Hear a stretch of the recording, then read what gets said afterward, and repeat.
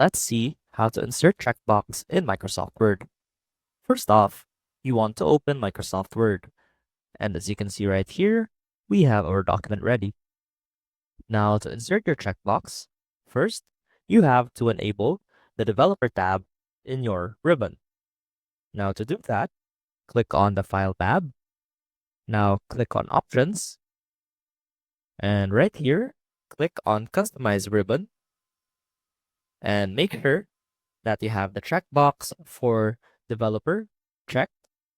Now click on OK, and you'll see that the Developer tab is now open.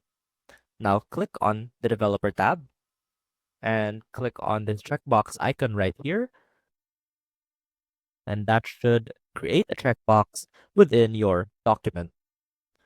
And you'll see that you can interact with this checkbox simply by clicking on it, just like that, and that should check your checkbox.